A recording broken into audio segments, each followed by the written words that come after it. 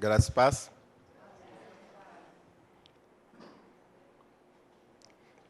Nós estamos no Evangelho de Marcos, e a gente está exatamente quando Jesus ele está demonstrando para os seus discípulos as três coisas mais importantes da vida cristã. Se a igreja investisse o seu tempo e se dedicasse a essas três coisas, eu creio que o mundo teria sido evangelizado há muito tempo. Se a igreja se dedicasse a fazer as três principais coisas que Jesus demonstra no Evangelho, a gente já teria um número considerável de cristãos na Terra. A grande dificuldade é que, como igreja e como discípulos de Jesus, nós temos, às vezes, perdido muito tempo com aquilo que, com certeza, Jesus não investiria tempo. Nós estamos dando muita atenção para aquilo que Jesus não daria atenção.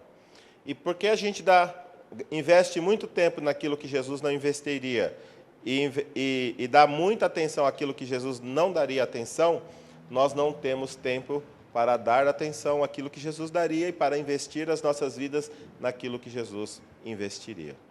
Semana passada a gente viu que uma das principais coisas que Jesus investiu a sua vida foi nas pessoas.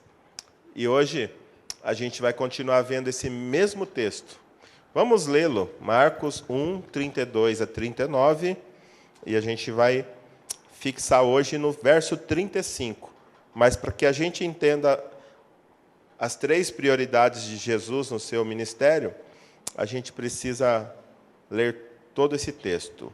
Marcos, capítulo 1, versículos de 32 a 39. Diz assim a palavra de Deus: Ao anoitecer, depois do pôr do sol, o povo levou a Jesus todos os doentes e endemoniados. Toda a cidade se reuniu à porta da casa, e Jesus curou muitos que sofriam de várias doenças. Também expulsou muitos demônios. Não permitia, porém, que estes falassem, porque sabiam quem ele era. De madrugada, quando ainda estava escuro, Jesus levantou-se, saiu de casa e foi para um lugar deserto, onde ficou orando. Simão e seus discípulos, ou melhor, Simão e seus companheiros, foram procurá-lo, e ao encontrá-lo, disseram: Todos estão te procurando. Jesus respondeu: Vamos para outro lugar, para os povoados vizinhos, para que também lá eu pregue. Foi para isso que eu vim. Então ele percorreu toda a Galiléia, pregando nas sinagogas, expulsando os demônios. Amém. Oremos. Pai,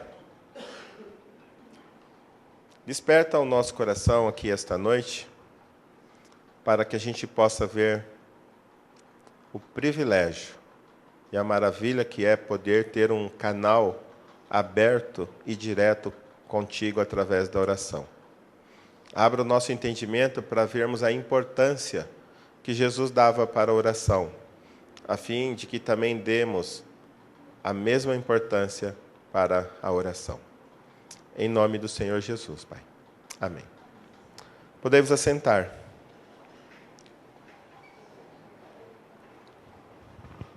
Semana passada a gente leu esse texto e a gente pensou um pouquinho sobre a seguinte questão: as ênfases ministeriais que Jesus demonstrou serem importantes para a igreja e seus discípulos. O que Jesus valorizou e que hoje a igreja e os seus discípulos devem valorizar. E a gente viu que a primeira ênfase era cuidado com as pessoas. Nós ficamos o tempo inteiro, a semana passada, falando a respeito de como Jesus valorizava as pessoas e de como nós, como igreja do Senhor Jesus e como discípulos de Jesus, temos que valorizar as pessoas. Fiquei muito feliz essa semana quando, conversando com o Piva, e ele compartilhou todo feliz que ele, chegando ali na padaria, tinha um mendigo. E aquilo que o Piva disse para ele: Jesus te ama. Jesus te ama. Ele se preocupa com você. E o rapaz olhou para ele assim, sem entender nada, e ele falou: Você quer tomar um café? Quero. Então vamos lá tomar um café. Entrou na padaria e deu um café para o rapaz e falou: eu quero te ver lá na igreja, eu quero que você vá lá assistir um culto comigo. Então, alguém que ouviu a mensagem e a primeira oportunidade ele já colocou em prática. Foi até alguém que é diferente. Foi até alguém que é marginalizado, alguém que é desprezado, alguém que realmente não tem valor algum para a sociedade, mas que é muito importante para Deus. E eu creio que nós devemos fazer o mesmo. Hoje nós vamos avançar um pouquinho mais e nós vamos ver a segunda ênfase ministerial de Jesus, que era intimidade com o Pai. Todos os afazeres, todas as dificuldades, tudo aquilo que Jesus tinha de compromisso e de demanda, isso não impediu que ele mantivesse a sua intimidade com o Pai. Durante os evangelhos, principalmente o evangelho de Lucas, a gente vê que em cada grande decisão, em cada grande oportunidade que ele tinha, ele orava antes de fazer qualquer coisa. Ele mantinha a sua vida, ele mantinha a sua intimidade com Deus como a maior necessidade para o seu sucesso ministerial. Ora, a oração é a maior necessidade de um cristão. Muitos podem orar sem serem cristãos, mas ninguém pode ser um cristão e não orar. Qualquer um pode orar sem ser cristão. Não estou dizendo que vai ser ouvido, mas um cristão, é impossível alguém ser plenamente cristão, alcançar o seu potencial aqui na terra como discípulo de Jesus e não investir um tempo significativo de oração diariamente. É interessante, a oração particular, como essa que a gente vê Jesus fazendo no verso 35, que diz assim, de madrugada, quando ainda estava escuro, Jesus levantou-se, saiu de casa e foi para um lugar deserto, onde ficou orando. É interessante que a gente pode pregar com motivações erradas. Podemos cantar com motivações erradas. Podemos dar aulas com motivações erradas. Podemos ajudar os outros com motivações erradas. Podemos dar glória a Deus com motivações erradas. Mas é impossível ter comunhão com Deus a partir de uma motivação errada. Tudo que você faz na igreja é possível fazer com uma motivação errada. Mas é impossível orar e ter comunhão com Deus a partir de uma motivação errada. Isso mostra a sublimidade da oração. A oração não é algo assim desprezível, não é algo supérfluo, não é algo que a gente pode escolher se vamos ou não orar. Se vamos ou não desenvolver o nosso relacionamento com Deus através dela ou não. A oração não é um opcional a mais na vida de um cristão. A oração é a própria vida espiritual do cristão. Sem oração é impossível alguém manter a sua vida espiritual. Oração é o oxigênio de nossa alma. É o que alimenta o nosso relacionamento com Deus, fortalece nossa fé e alinha nosso coração com a vontade de Deus, corrigindo nossas perspectivas erradas. O que aconteceria se você ficar durante 10 minutos sem oxigênio?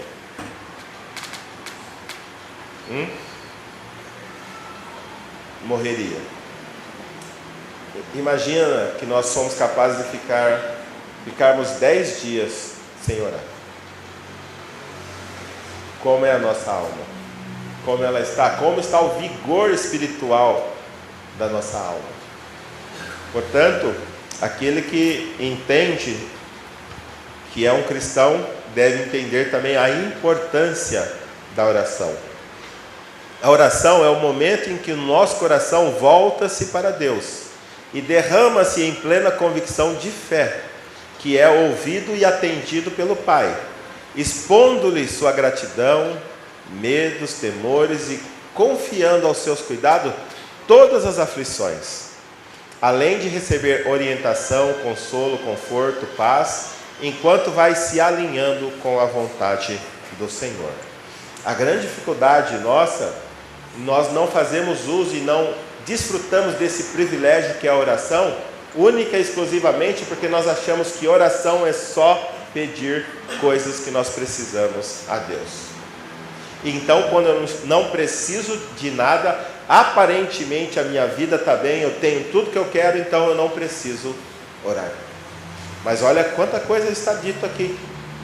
Oração é voltar o coração para Deus, é derramar-se em plena convicção de fé, que é ouvido e atendido por Ele, é expor o coração em gratidão, ainda que você não precise de nada, pelo menos você deve orar todos os dias agradecendo por não ter necessidade de nada, porque todas as suas necessidades estão sendo supridas por Ele. É também colocar diante deles os medos, os temores, a ansiedade, colocar todos os cuidados diante dele. E é durante a oração que nós recebemos uma reorientação da nossa mente, do nosso coração, do nosso entendimento das circunstâncias. Então orar não é apenas pedir, porque quando você está orando, está se derramando diante dele, Deus também está conformando o seu coração com a vontade dele, para que você possa entender as circunstâncias que você está passando. Logo, ninguém faz como Jesus sem uma motivação correta. Ou seja, nós podemos orar aqui em público. 3 irmãos agora vão se pôr de pé e vamos orar pedindo a bênção de Deus para a vida da igreja. E podemos orar. Qualquer um pode levantar e se colocar diante de Deus e levantar a voz. Mas olha o que Jesus está fazendo. Lembre-se que Marcos agora está mostrando um período de 24 horas do Senhor Jesus, que começou ali de manhã, na sinagoga, onde ele pregou a palavra de Deus e depois ele expulsou um demônio.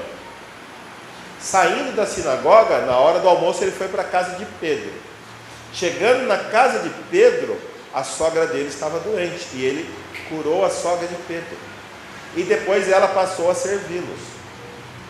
À noitinha, o que aconteceu? Todo mundo sabendo que Jesus estava ali na casa de Pedro, começaram a levar toda a multidão para lá. Marcos e Lucas diz que toda a cidade foi para lá. É lógico que não foi toda a cidade, mas é uma expressão, uma forma de expressão.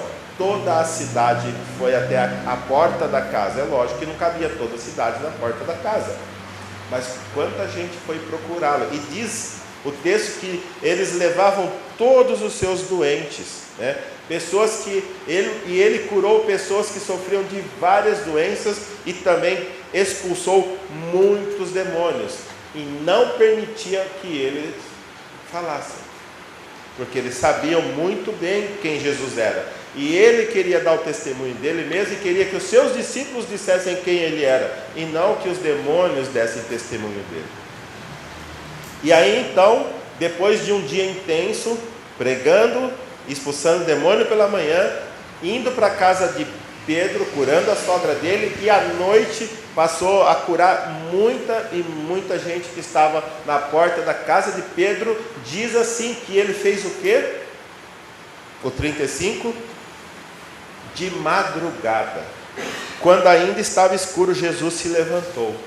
A grande dificuldade hoje, nós falamos, a nossa vida é muito corrida, pastor. A gente tem muita atividade, por isso não dá tempo da gente orar. Nós temos trabalho, faculdade, temos família, não dá tempo de orar. Será que o nosso dia a dia é menos corrido, ou melhor, é mais corrido do que o dia que Jesus teve? E mesmo assim diz que ele levantou-se de madrugada.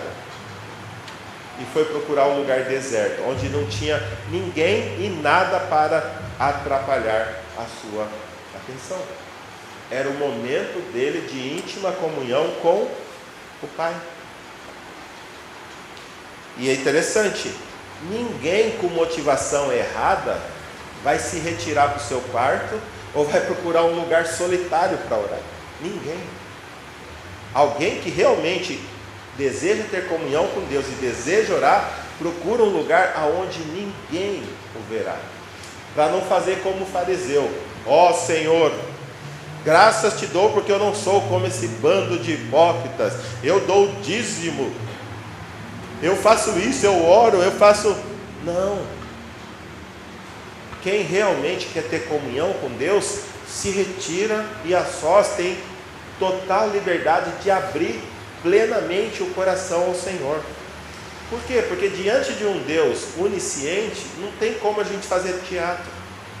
Diante de um Deus onisciente, não tem como a gente fazer uma representação para que os outros acreditem que nós somos o que não somos. Diante de Deus que nos conhece, quando estamos diante dele de joelhos orando, a nossa motivação tem que ser real, tem que ser verdadeira. Ninguém pode chegar diante de Deus para orar num lugar solitário, querendo agradar os homens ou demonstrar espiritualidade para Deus, porque Deus conhece o profundo do nosso coração. Portanto, devemos entender a importância da oração.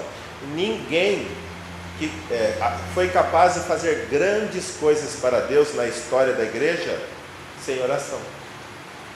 Todos os homens que impactaram a sua geração foram homens de oração. John Wesley,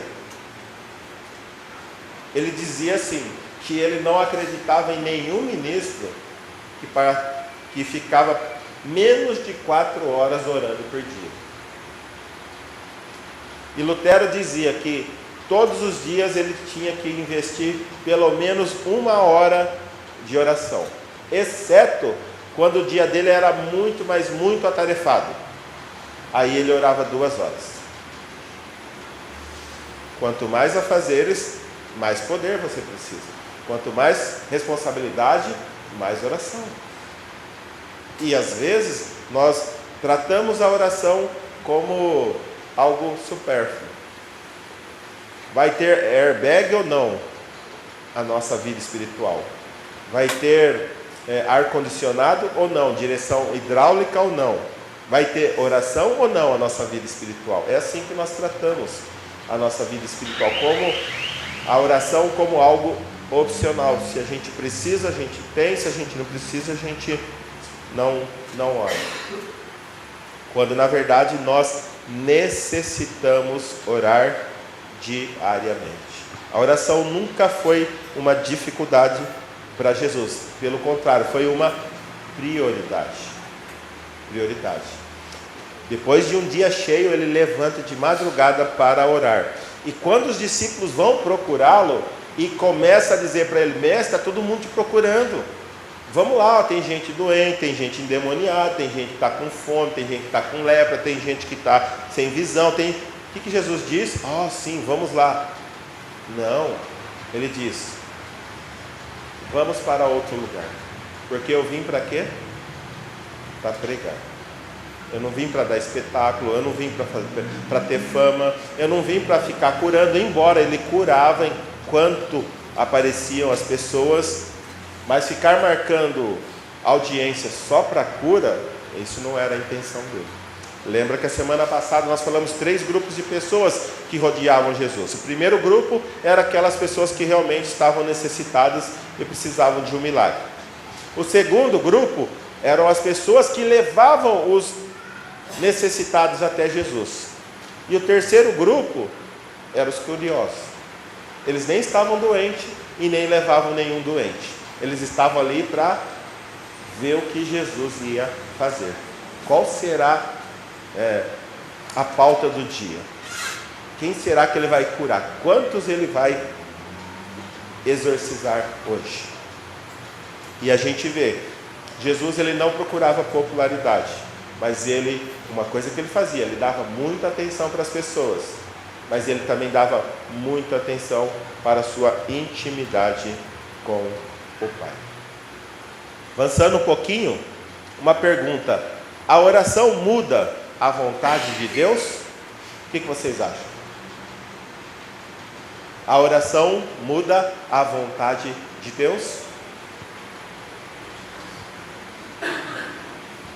Sim ou não? Sim ou não? Eu digo para vocês que não. Ah, mas para que orar então? Nós vamos entender para que orar. Mas entenda, a vontade de Deus não muda por causa da nossa oração. Por quê? A gente entende que existe um Deus soberano. Você crê que Deus é soberano? Que Ele está acima de tudo, está acima de todos e que Ele controla todo o universo pelo seu poder? Você acredita nisso? Então, se você acredita que Ele tem todo o poder para fazer o que quiser, e se você acredita que esse Deus que é onipotente, tem todo o poder para fazer o que deseja, e ninguém pode dizer para Ele por que faz isso, e ninguém pode impedir a mão dEle, e se você acredita que esse Deus que é soberano, que tem poder para fazer o que deseja, e que esse Deus soberano, além de ser soberano, Ele é onisciente, Ele tem todo o conhecimento, Ele já sabe de todas as coisas e toda a história já está escrita, como é que pode Ele mudar de ideia, sendo que Ele controla e já sabia antes mesmo que acontecesse o que aconteceria? Então, Ele não pode, a minha oração não pode mudar a vontade dEle. Porque se a vontade dEle foi mudada, a gente tem que entender assim: será que Ele estava errado naquilo que Ele pretendia fazer? E eu, com a minha sabedoria, através da minha oração, fiz Ele compreender o melhor, e aí então Ele fez algo melhor do que Ele já tinha planejado? Creio que não. Creio que não. Ele é todo poderoso para fazer o que pretende. E todo poderoso não é só ter poder ou muito poder, não, é ter todo o poder para fazer o que quiser. E onisciência é nada pega Ele de surpresa. Ele conhece todos os fatos passados, presentes e todos os fatos futuros. Ele tem o pleno conhecimento de todos os detalhes. E a Bíblia fala desse conhecimento maravilhoso, que um fio de cabelo não cai da nossa cabeça se não for da vontade dEle. Ele sabe aonde caíram todos os cabelos do raminho. Verdade, vocês dão risada. Ele sabe exatamente onde está cada molécula de cada fio de cabelo que o raminho perdeu. Ele sabe. Ele sabe tudo. Sabe todas as coisas. O que é que você imaginar, Ele sabe. Nada foge ao conhecimento de Deus. Então, um Deus que é todo poderoso e pode fazer o que quer, e que conhece todas as coisas, como Ele pode mudar por causa da minha ou da sua oração? Entenda, a vontade dEle. Vou explicar um pouco melhor. Por exemplo, imagine que a vontade soberana de Deus está aqui. O que Deus espera e deseja se encontra aqui. Aonde Ele quer levar você, aonde Ele quer levar a história, aonde Ele quer levar a IBNJ, onde Ele quer levar a sua família, aonde Ele quer levar a humanidade, se encontra aqui dentro. Então, vamos pensar em José, governador do Egito. Qual era a vontade de Deus? Deus não havia revelado para ele que ele reinaria sobre seus irmãos? Não tinha mostrado para ele que ele, até os seus pais se curvariam a ele? Então isso estava dentro da vontade de Deus, a determinação de Deus. Mas então apareceu na jogada quem? Seus irmãos, e eles falaram assim: vamos fazer o seguinte, vamos matar ele e vamos ver o que será dos seus sonhos. Aí o Rubem lá fala: não, matar não, vamos, sangue nosso sangue, vamos jogar ele na cisterna lá. Jogaram na cisterna. Aí quando passaram os mercadores, vamos vender esse sonhador para ver o que será dos sonhos dele. Porque José tinha sonhado e tinha Eu sonhei que o sol, a lua e 11 estrelas se inclinavam diante de mim. Imagina os irmãos dele vendo essa história. Então você quer dizer que o pai, a mãe e nós todos vamos se curvar a você?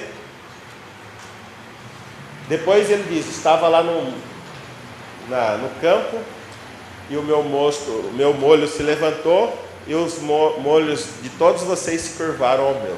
Então você está querendo dizer que nós vamos se curvar a você? Imagina o coração dos irmãos dele. Então entrou em ação a maldade dos irmãos. A maldade dos irmãos impediu a vontade de Deus acontecer na vida de José? Não impediu. Pelo contrário, o que a maldade dos irmãos fez?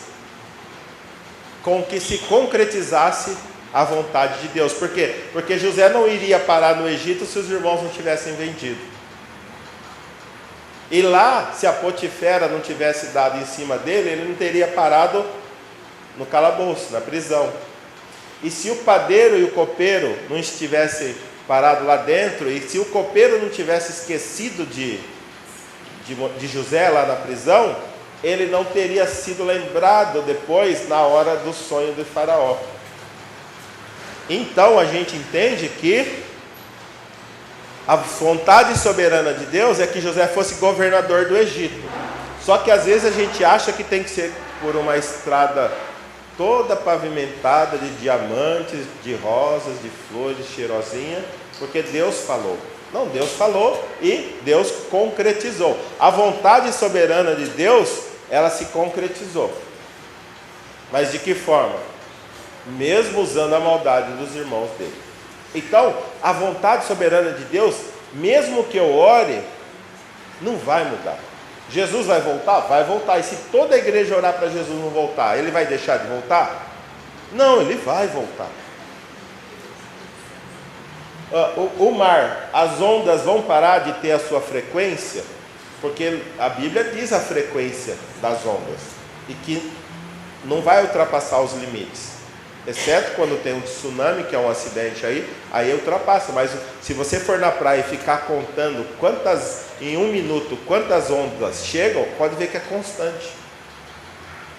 Pode ser agitadas ou pode ser lentas, é constante. E Deus diz que Ele estabeleceu e não vai mudar. A força da gravidade, será que vai mudar? Não vai. Deus determinou que é assim, as coisas vão continuar dessa forma. Será que é possível encontrar um remédio que traga vida eterna e livramento de todas as enfermidades, a ponto de um homem encontrar a imortalidade independente de Deus? Não vai acontecer isso. A Bíblia diz: o salário do pecado é a morte, e todo ser humano é pecador e vai morrer um dia, exceto quando Jesus voltar e arrebatar o seu povo. Então a vontade e determinação de Deus não vai mudar. Agora a pergunta é a seguinte: a oração muda as coisas? O que vocês acham? Aí sim, aí eu diria um grande sim para vocês. E a gente pode ver a Bíblia mostrando várias vezes a oração mudando as circunstâncias. Por exemplo, vamos pensar, Pedro preso, em Atos capítulo 12, Pedrão está preso. O que a igreja está fazendo? Intercede por Pedro. E o que Deus faz? Pedro é libertado sobrenaturalmente da prisão. Eu acho que as pessoas ficam assistindo filmes, e ficam falando: nossa, como o Spielberg, ele é inteligente, como criar um negócio desse, de chegar na porta, a porta abrir sozinha, Deus já tinha feito isso há 2000 anos atrás, e não tinha nem controle remoto. E lá diz, você pode ler Atos 12, que Pedro ia chegando, a porta ia abrindo por si só, sobrenaturalmente. Aí hoje o pessoal inventa uma porta automática e ficam impressionados, mas Deus já tinha falado para eles que isso era legal, lá em Atos 12, você chegar e a porta abrir sozinha. Mas por quê? Porque Pedro, ele foi libertado pelo próprio Deus. A igreja orava e Deus fez acontecer. Então a circunstância mudou para Pedro? Mudou. Por quê? Porque a igreja orou. Vamos ver outra circunstância.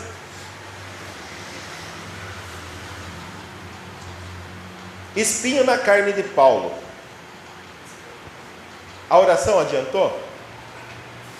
Como não? Como não?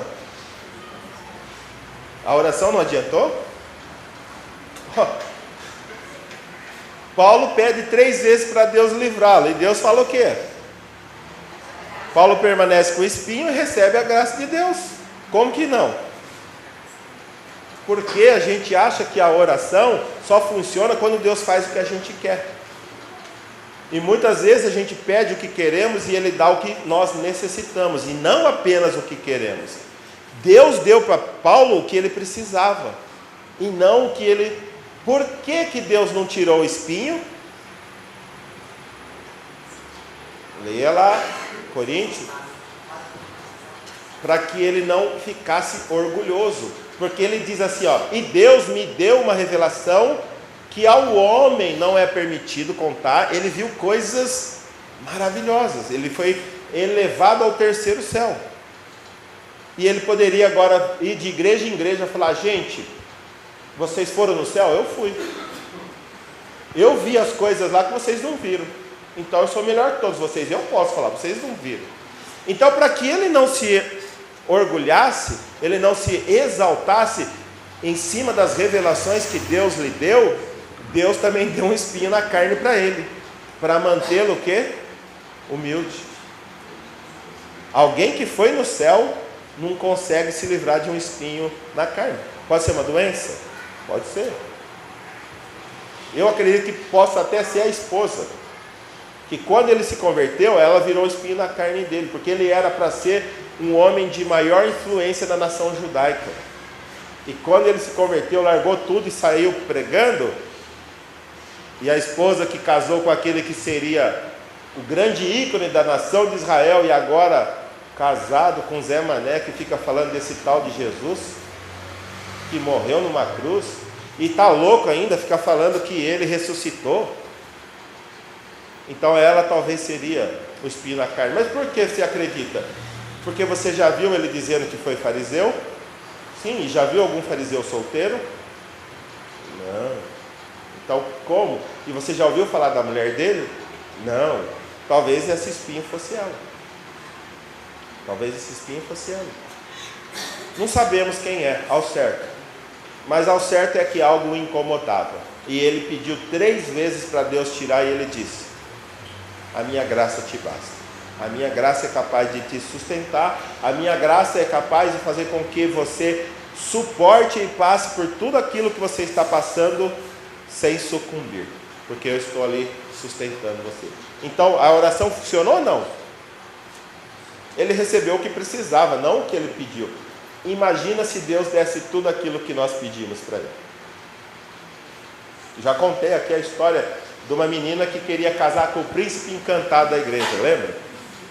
E ela orava, jejuava, porque ela queria casar com o fulano. Ela não tinha olhos para mais ninguém, só para o fulano. Quando esse fulano começou a namorar outra pessoa, entrou em depressão. Quando ele casou, o mundo acabou para ela. Passaram-se 1, 2 anos, começaram a aparecer. O fulano batia, espancava a esposa, traía a esposa, drogado. E aí ela entendeu que Deus, na verdade, não negou o que ela pedia, mas sim preservou ela daquilo que a esposa dele passava. Então, às vezes, Deus não nos responde o que queremos, mas Ele nos dá o que nós necessitamos. E às vezes, quando Ele fala não devemos ficar bravos com Deus. Devemos entender que Ele tem algo melhor para nós.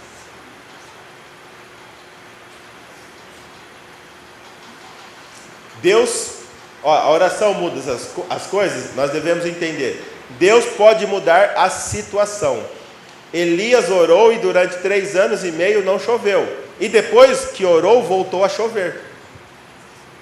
Lembra lá diante de Acabe e de Jezabel, que ele matou lá os profetas de Baal, e depois ele disse, ó, só vai chover agora quando eu orar, e sumiu. O próprio Deus escondeu para que ele não fosse achado. 3 anos e meio de seca, ele voltou e falou, avisa lá que vai chover. E choveu, 3 anos e meio. E Tiago 5, 17 e 18 dá esse testemunho, que Elias era um homem sujeito às mesmas paixões que nós, mas ele orou, e durante 3 anos e meio não choveu, e depois quando ele orou, voltou a chover. Homem como nós, falho, pecador como nós. E aqui a gente também vê que Pedro foi solto sobrenaturalmente, como a gente já havia dito. Então Deus pode mudar a situação. Mudando a situação não quer dizer que a vontade soberana dele mudou. Não quer dizer que ele mudou de ideia. Mas quer dizer que aquilo ainda assim vai contribuir para o propósito eterno que ele tinha antes da fundação do mundo. Deus pode mudar o quê? As pessoas. Lembra quando Neemias orou pelo rei Xerxes, quando queria ir construir os muros de Jerusalém? E Deus tornou favorável, Deus tornou o rei, favorável a ele e à causa. Lembra que diz assim, é uma oração relâmpago. Ele está lá diante do rei, o rei fala, o que você tem? Você está doente? O que você está triste se você não está doente? Só pode ser tristeza do coração, o que você tem? Aí ele diz, como eu posso não estar triste se a cidade onde os meus pais viveram e onde os túmulos deles estão, está destruída? E aí ele fala, o que você quer? Aí diz o texto, então orei ao Senhor e disse. Quer dizer, ele não saiu correndo e foi procurar um deserto para orar. Foi uma oração mais rápida da Bíblia. Então orei ao Senhor, acho que ele falou, ai meu Deus, me ajuda. E aí ele pediu para o Xerxes para deixar ele ir construir o muro. E ele não só permitiu, como também mandou uma comitiva e todo o material que ele precisava. Deus tornou o coração do rei favorável a Neemias. E aqui nós também vemos Esaú e Jacó. O problema de Jacó, sabe qual era? Que Jacó era um cara sem vergonha, safado. Ele dava um jeitinho em tudo. E como ele dava um jeitinho em tudo, então ele não conseguia perceber se ele que conseguia as coisas ou se Deus que abençoava ele. Por quê? Ele enrolou seu pai, ele enrolou seu irmão, ele enrolou o seu sogro. Então o que acontecia? Ele era abençoado por Deus, mas como ele dava o jeitinho, então ele ficava, e agora? Então ele sempre estava na dúvida, se ele era bom, ele era esperto, ou se Deus abençoava. A única vez que ele não podia fazer nada, foi quando Deus falou, seu tempo aí já deu. Pega a sua casa e a sua família e volta para a terra dos seus pais. Aí ele pensou, lembra que ele tinha enganado Esaú e pegado a primogenitura, Aí ele falou assim, Esaú falou, quando o pai partir, quando o pai morrer, eu vou te matar. Aí ele fugiu. A mãe mandou ele lá para a terra de Labão, do tio. Lá ele viveu 20 anos, agora ele tem que voltar para encontrar o irmão. Interessante, ele enganou o pai, enganou o irmão, enganou o sogro. Mas como ele vai fazer com Esaú? Ele não pode mais fazer nada com Esaú. Mesmo assim, o bicho era tão sem vergonha, o que ele fez? Ele pegou um monte de rebanho e pegou o seu servo e falou, vai na frente. Ele tentou comprar o irmão dele, Vai lá, quando você vê, se ajoelha e fala, o seu servo Jacó está mandando esses rebanhos para você. Aí mandou 4 comitivas na frente, para que chegando lá, comprasse o coração do seu irmão. Mas você sabe, se você magoou alguém, é muito difícil esse alguém aceitar um presente e esquecer tudo. É muito difícil. Dependendo da ofensa que você fez, já era. E era promessa de morte. Quando o pai morrer, eu vou te matar. E aí diz que ele dividiu, ele tinha 4 esposas, dividiu em 4 bandos e mandou um após o outro, mas diz que ele ficou lá no vale, orando. E foi aonde que fala que ele lutou com Deus a noite inteira, e Deus tocou a coxa dele e ele ficou manco. Aí a grande questão, foi a única vez que ele percebeu que Deus abençoava ele. Por quê? Porque ele não podia fazer nada para mudar o coração do irmão. Embora ele tentou comprar, mandou tudo aquilo, mas diz que o irmão passou à frente, deixou todos os rebanhos para lá e veio com 300 homens em direção a ele. Ixi, 300 homens ia acabar com a família, ia acabar com Jacó e com todo mundo. Mas quando Jacó vê Esaú, ele desce, chega diante de Esaú, se ajoelha, presta reverência, morrendo de medo. Mas Esaú pega ele, abraça, beija e chora junto. Deus já tinha transformado o coração de Esaú. Foi a única vez que Jacó percebeu que era Deus que abençoava ele. Ele não precisava ficar fazendo... o próprio nome dele era o quê? Jacó significava o quê? Usurpador, suplantador, aquele que, sabe, que pega o que não é dele, aquele que passa por cima das pessoas. E somente nesse caso de Esaú, ele entendeu. Ele não podia manipular o coração do irmão. Mas o Deus que ele passou lá lutando em oração, transformou o coração do irmão dele. Então, Deus pode não mudar de vontade, mas Ele pode mudar as circunstâncias que nos cercam para alcançar a vontade dele. E por último, Deus pode mudar o quê? A nós mesmos e o nosso entendimento da situação. Paulo, ele afirma que quando oramos, o que acontece? A paz de Deus, que excede todo entendimento, guardará o nosso coração e a nossa mente. Talvez você está totalmente aflito, perturbadíssimo com a situação que está te afligindo. Mas quando você ora, a situação pode não mudar, mas você interiormente muda. O seu coração passa a desfrutar de paz. Você passa a se tranquilizar na presença desse Deus. E ali, Salmo 73, lembra quando Asaf ele está indignado com a prosperidade dos ímpios. E ele fala, como pode, Deus? Ele está pensando, os ímpios, os filhos dele não ficam doentes, eles são gordos, tem banquetes, tem alegria, tem saúde, nada acontece, nada aflige os ímpios. E aí ele está falando assim, que os pés dele quase resvalaram quando ele ficou prestando atenção na prosperidade dos ímpios. Ele sentiu inveja. Será que vale a pena ser justo?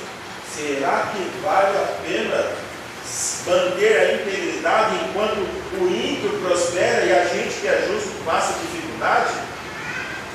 E ele está indo para a casa de Deus, ele está indo para o templo e está meditando, falando com Deus, conversando. Quando ele entra no templo, Deus mostra para ele qual vai ser o fim dos ímpios. E ele diz, para mim bom é estar perto do Senhor. Eu fiz do soberano Senhor a minha herança para sempre.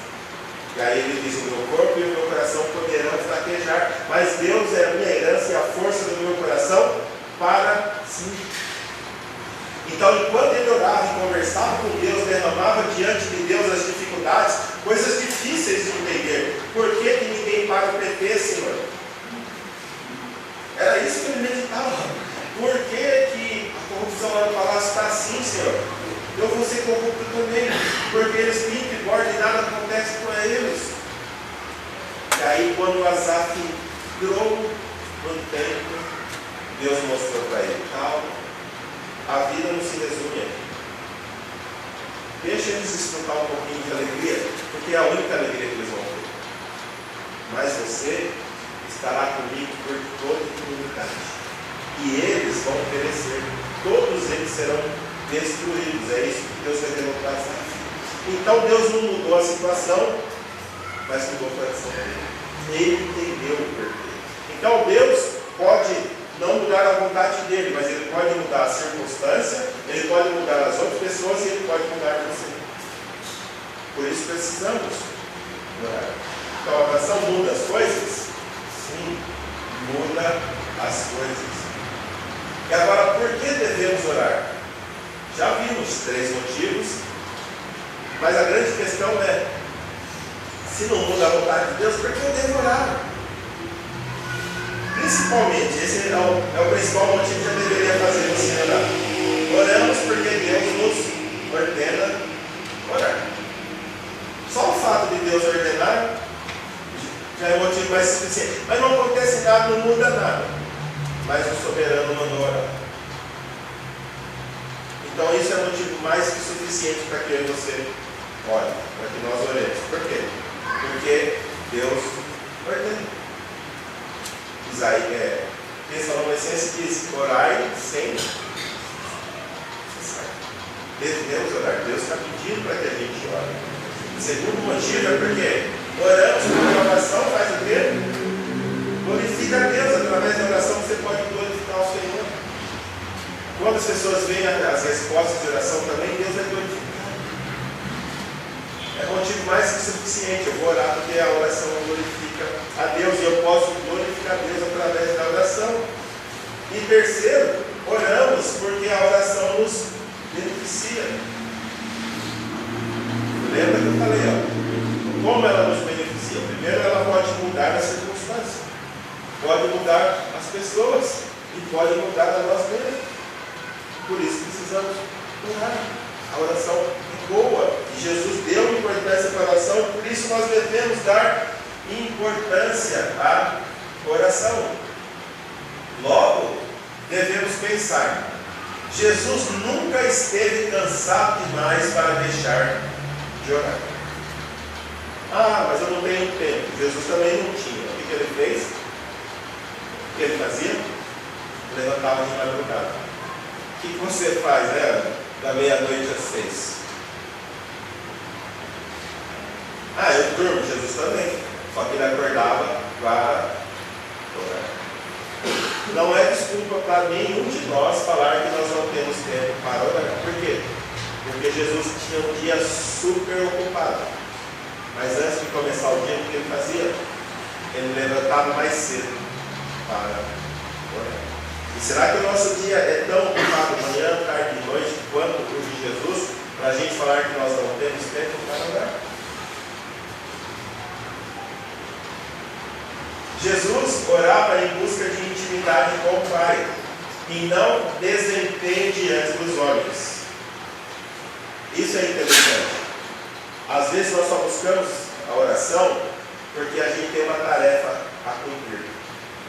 Então a gente está só buscando a capacitação para cumprir a tarefa. Mas o texto é claro que Jesus, o desempenho dele era sempre 100%. Então ele não estava interessado apenas no desempenho, ele estava interessado no quê? Na intimidade com o Pai. E quando a gente começar a entender que a oração nos coloca no trono, diante do trono de Deus, e estudando Apocalipse tem sido maravilhoso perceber isso, que diante do trono da majestade tem um altar. E naquele altar são oferecidos incenso junto com as orações dos santos. E aquilo sobe como um cheiro suave até Deus. E agora nós estamos no capítulo que Deus está respondendo a oração dos seus servos que foram mortos por causa do testemunho de Jesus. E que eles falaram assim: Deus, até quando? E Deus falou: calma. E agora Deus está respondendo a oração, punindo um mundo ímpio que perseguiu a igreja. A oração faz efeito, a oração ela chega na presença de Deus. E Jesus valorizava mais a comunhão com o Pai do que o sucesso e a popularidade diante dos homens. Ele não orou ali, ele poderia ajoelhar ali na frente de todo mundo: ó Pai, graças eu te dou. Não. O que ele fez de madrugada? Diz que ele saiu para um lugar deserto para orar. Não na frente das pessoas, mas sim num lugar solitário no deserto. Talvez todo mundo estivesse dormindo na casa naquele momento ainda, mas mesmo assim ele saiu para um lugar solitário. A oração é, assim como a leitura da palavra de Deus, um dos meios de crescimento espiritual mais eficazes, ainda que continuem sendo os mais desprezados pelo crente.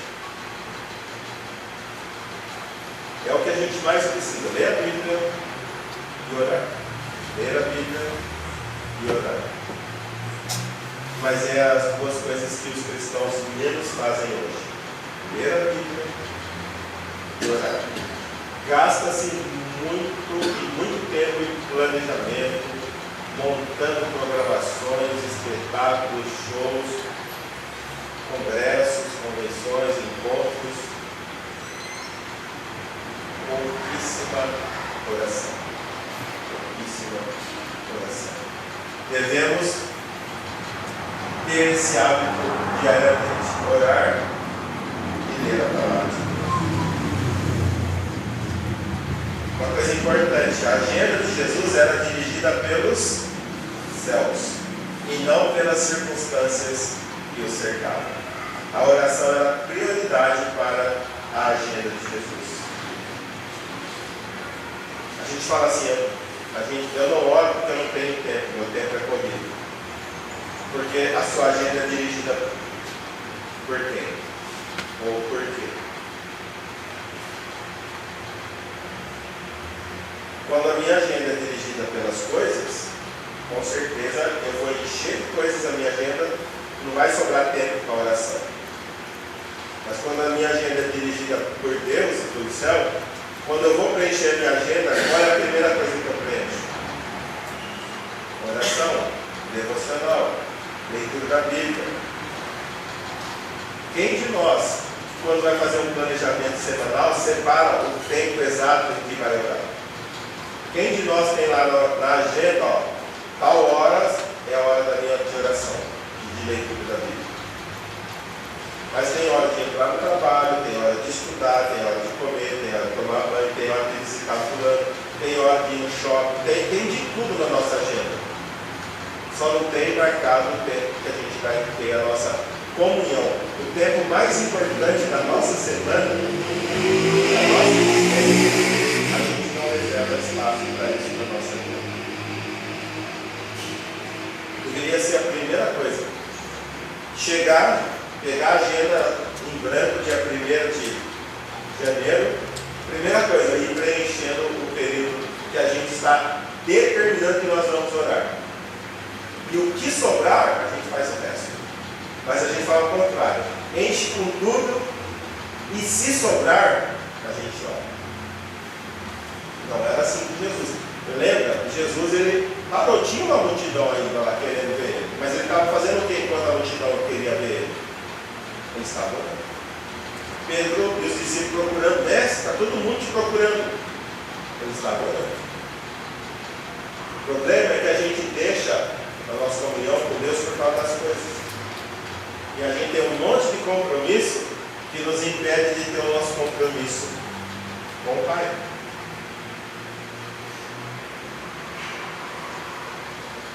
Piedade no anonimato é que capacita homens e mulheres a permanecerem de pé diante dos desafios que os esperam numa sociedade sem Deus.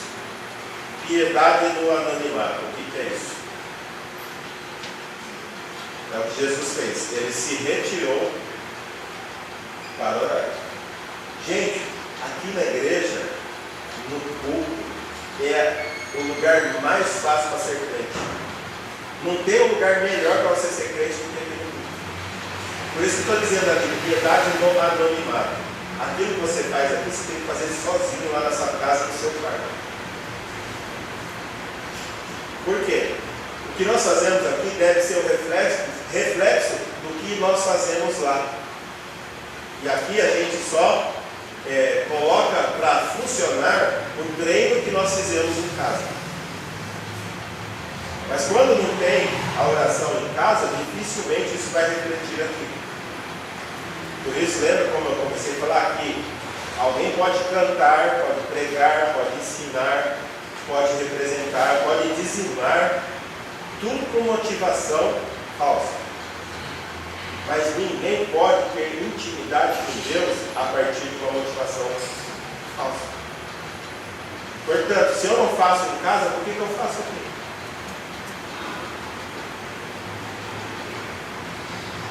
Nós devemos desenvolver a nossa piedade lá no nosso quarto, procurar o nosso deserto, onde é que vamos poder ficar apenas nós e Deus, você e Deus. Através da oração, podemos receber uma paz que excede todo entendimento, orientação divina, compreensão das circunstâncias, contentamento com a vontade de Deus, livramento, capacitação, etc. Tudo o que nós necessitamos, nós podemos receber de Deus através da oração. Crentes descontentes, a maior parte é por quê? Porque não ora, não compreende a vontade de Deus e não sabe o que Deus espera e o que Deus está fazendo. E quando a gente não sabe o que Deus está fazendo, o mundo fica um deserto, fica uma selva.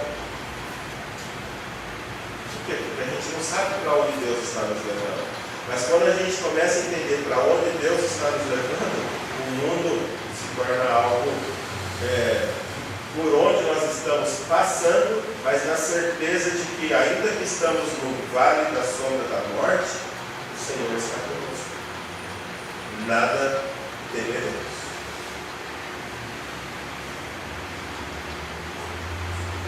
Então, as ênfases ministeriais que Jesus demonstrou serem importantes para a igreja e seus discípulos. Primeiro foi o quê?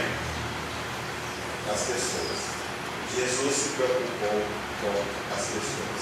E segundo, Deus, não segundo de importância, mas outra coisa que ele também dava uma atenção especial, era para a intimidade com o Pai. Ele investia tempo no relacionamento dele com o Pai. E o desafio para mim e para você é esse. Você ora todos os dias? Eu oro. Como que você ora? Quando eu vou comer, eu falo, faça bem ou faça mal, em nome de Jesus. Amém. Eu não estou dizendo aquela oraçãozinha que a gente faz antes de comer, para agradecer uma refeição. Ou antes de dormir, Deus, muito obrigado pelo dia que o Senhor me deu. Eu não estou falando isso. Eu estou falando que Jesus está ensinando para nós, é que eu e você precisamos entender que devemos reservar durante um dia um horário única e exclusivamente para desenvolver o nosso relacionamento com Deus. Um horário em que você vai falar, agora eu vou desligar o celular, vou desligar o telefone, eu vou desligar a televisão, vou desligar o rádio. Alguns têm o costume de vai orar e põe a música lá em alto para escutar enquanto ora. Mas eu creio que a gente precisa desenvolver a solicitude, que a gente não tem mais isso. Um tempo para nós mesmos, no silêncio, sozinhos, sem bagunça, sem interrupção, sem nada. Apenas a gente e Deus. Mas a gente não consegue passar uma hora sem esse negocinho. E é isso que está faltando. Desligar tudo para ficar conectado apenas com o céu. Nada que a gente precisa pode faltar para nós se nós estivermos conectados com Deus. Dele vem toda a provisão, toda a direção, toda a alegria, contentamento, paz. Seja o que você pensar que está precisando hoje, você pode receber diretamente. Mas para isso nós precisamos desenvolver a nossa vida de oração. E o desafio para você hoje, tudo bem, se você não ora, eu não estou falando que você hoje vai começar como John Wesley. Amanhã você vai orar 4 horas. E você vai ajoelhar e na hora que você olhar no relógio, você vai ver que passou 2 minutos. 2 minutos? Na hora que você vai orar, 5 minutos. Então, se você não tem o hábito, você vai ver que vai ser um martírio orar 10 minutos. Então, eu confio que você ore 5, 10 minutos todos os dias. Mas não apenas para pedir. glorificar Deus, para confessar seus pecados, para pedir orientação, para pedir contentamento. Mas com o passar do tempo, vá aumentando. E você vai passar a sentir prazer na oração. O que é interessante assim que Deus ele nos criou para ter íntima comunhão com Ele. Mas infelizmente os efeitos da queda nos tornou preguiçosos. Nós não queremos ter o tempo mais precioso do dia, que é a nossa comunhão com Deus. Porque a queda fez isso com a gente. A gente sabe que a nossa maior necessidade é orar mais. Mas o nosso corpo, a nossa mente, distorcida pelo pecado, não quer nem orar e nem ler a palavra de Deus. E quando eu e você temos essa consciência, nós passamos a lutar contra nós mesmos. Nós vamos fazer porque é necessário. A princípio vai ser isso, porque é necessário. Com o passar do tempo vai se tornar um prazer.